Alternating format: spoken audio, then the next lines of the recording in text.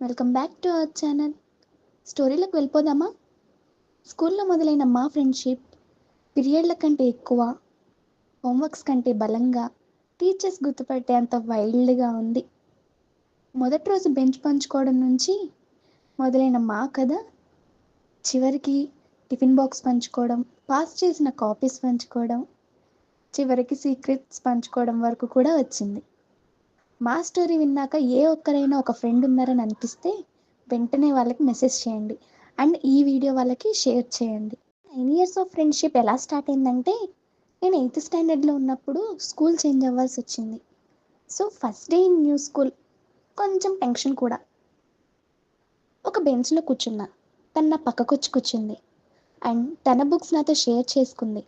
నా ఫేస్లో అప్పటి వరకు ఉన్న టెన్షన్స్ పోయి స్మైల్ వచ్చింది. ఆ 9 seconds ఆఫ్ మీట్ ఇప్పుడు 9 years ఆఫ్ ఫ్రెండ్షిప్గా మారింది.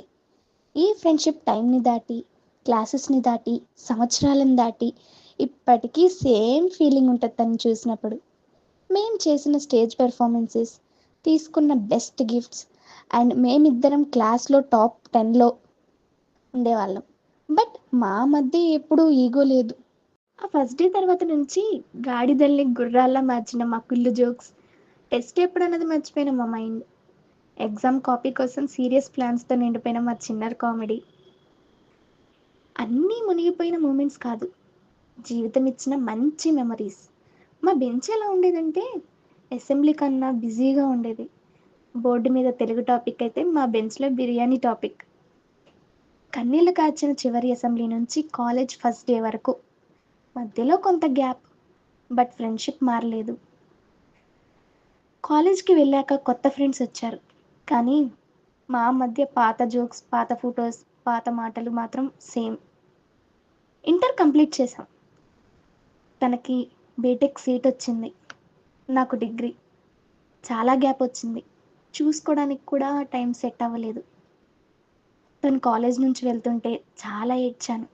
ఎందుకో తెలీదు, ఆ రోజు నా క్యాలెండర్లో ఆ డేట్ తీసేయాలనిపించింది. బట్ తన ఫ్యూచర్ బాగుండాలి కాబట్టి తప్పదు. ఆ రోజు మా మెమరీస్ అన్నీ గుర్తొచ్చాయి. ఒకే స్కూల్, ఒక సైకిల్ పైనే వెళ్ళాం, సేమ్ అవుట్ఫిట్స్, ఫుడ్ షేర్ చేసుకున్నాం, ఇలా చాలా.